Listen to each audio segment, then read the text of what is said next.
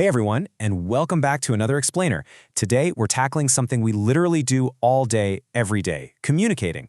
Whether you're speaking to a massive crowd or just typing out a quick text message, the way you craft your words matters immensely. So we're going to break down the art of making your ideas crystal clear, ensuring that every time you communicate, you hit your mark perfectly and leave absolutely no room for confusion. Here's our roadmap for today. We'll be hitting 1. The power of purpose, 2. Audience and context, 3. Elements of clear communication, 4. 3 ways to express, and wrapping up with 5. Real-world application. We're going to take you from chaotic messaging to having a perfectly crafted communication toolkit. All right, Section 1. The power of purpose. The communicator's journey. This whole journey really starts with a simple foundational truth. Every single message we send has an ultimate goal. I mean, modern communication is everywhere, right? But the key takeaway here is that communication isn't just about talking or making noise, it's about connecting intentionally. Whether you're scribbling in a private diary, typing up a super formal email from your desk, or just firing off a post online from your phone, you're trying to bridge a gap between your mind and someone else's.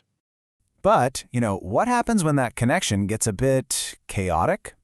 Imagine a student named Anna trying to explain a frantic situation to her teacher. She says, "My silly, sleepy sibling spilled sticky soup on my science sheet, so I started scrubbing, sorting, and saving what I could." Okay, it's an absurd, alliterative tongue twister for sure, but it perfectly captures what happens when a message is chaotic and trying desperately to find some sort of structure. It really highlights why we absolutely need to organize our thoughts logically before we speak. Moving on to Section 2, Audience and Context. Knowing your listener. The critical who and where of our messages dictate absolutely everything about how we shape them. So think about this for a second. Texting your best friend versus emailing your principal. Would you use the exact same words? Obviously not. Communication is never a one-size-fits-all kind of deal. If you drop casual slang with a serious authority figure, your message might completely miss the mark, or worse, be seen as highly inappropriate. You've got to adapt.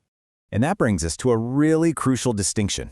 Communicating for ourselves versus adjusting for others. Personal communication, like writing in an informal journal, is completely self-focused. You are your own audience. But interpersonal communication, that involves interacting with others. The very second someone else is reading or listening, it demands an awareness of their perspective, your tone, and just overall clarity. Let's dive into Section 3, Elements of Clear Communication, your toolkit. Think of the mechanics of communication not as rigid, boring rules, but as really flexible, powerful tools you can use to build the perfect message for any scenario. First up in your toolkit is tone. Tone is essentially the mood of your message, or the attitude you have while delivering it. Are you being formal, casual, a little humorous, or totally serious?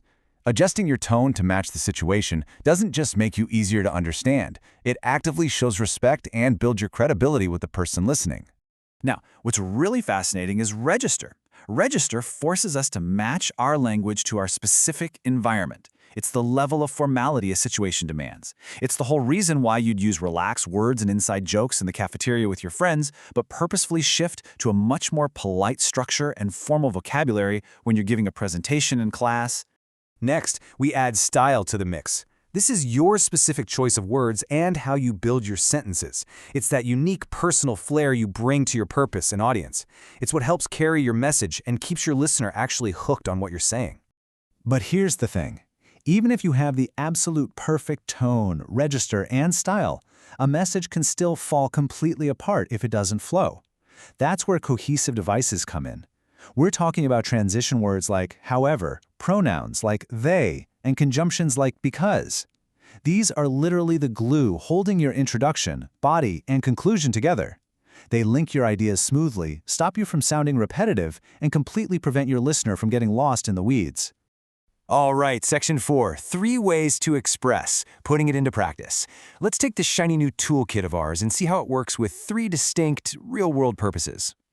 Our first purpose is narrating an experience. When you narrate, your structure should be highly chronological.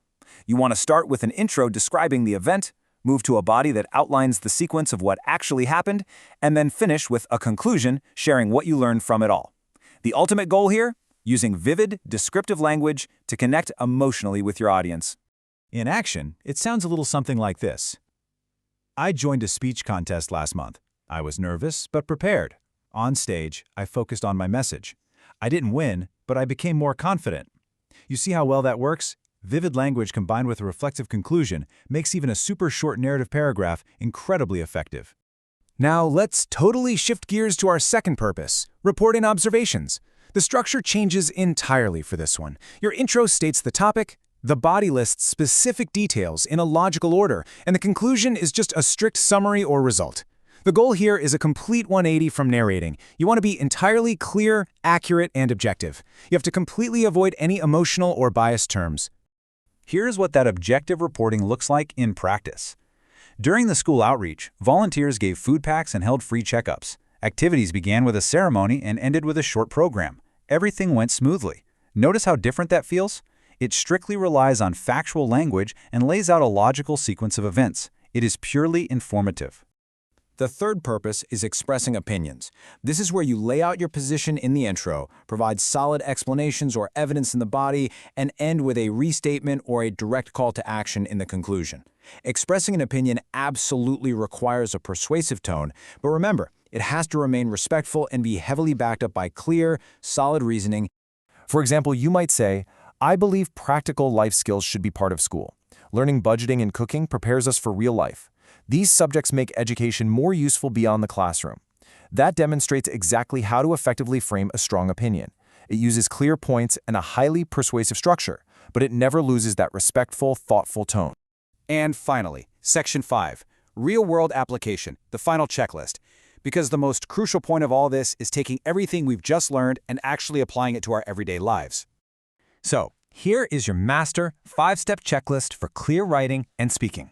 Step 1. Identify your purpose. Step 2. Know your audience so you can dial in your register and tone. Step 3. Use a clear structure. Step 4. Apply cohesive devices to link those ideas together smoothly. And Step 5. Revise.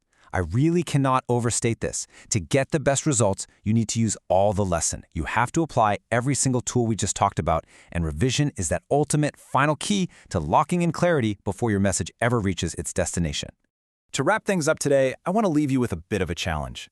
Think back to the last time a conversation went terribly wrong. Was it the topic, or was it maybe your tone, your register, or just a lack of clear purpose?